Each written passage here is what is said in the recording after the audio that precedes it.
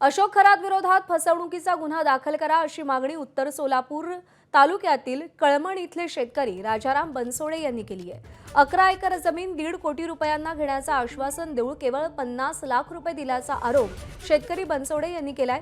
खरात आणि त्यांच्या एजंट्सनी पैसे देण्याचं आश्वासन देऊन फसवणूक केल्याचा आरोप राजाराम बनसोडे यांचा आहे। या प्रकरणात सोलापुरातील सामाजिक कार्यकर्ते ॲडव्होकेट योगेश पवार यांच्या माध्यमातून पोलिसांकडे तक्रार दाखल करण्यात आली आहे।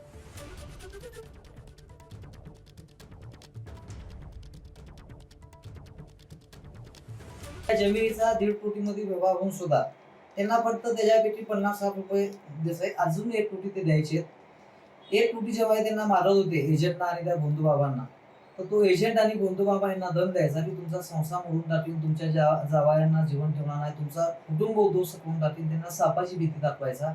माझे शास्त्रीय किंमत आहे त्याच्यापेक्षा थोडं जास्त प्रमाणे जमीन विकत द्यायची, त्याचे संपादनाचे पैसे द्यायचे आणि 2 नंबर पैसा 1 नंबर त्रास हे मोठे सिंडिकेट आहे, ह्याची चौकशी व्हावी।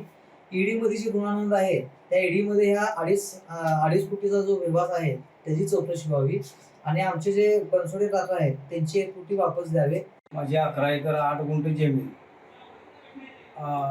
बंधुबाबा खरात आणि कोल्हाळ सर या दोघांनी 1.5 कोटीला घेतलेली आहे। मला अजून काय पैसे दिलेले नाही, पैसे मागितल्यावरती भीती दावत होते ना, असं करायचे बाराबांकडे, तुझं असं होईल तसं होईल असं म्हणजे मला बोलत होते। आजपर्यंत आम्हाला काय पैसे दिलेले नाही आणि आज आम्ही DSP ऑफिसमध्ये गुन्हा नोंद करून आलेलो आहोत। आमच्या पैशाची मागणी केली, अगर आमची जमीन आम्हाला परत मिळावी, नाहीतर आमचे पैसे तर परत द्यावे, एवढी माझी विनंती आहे।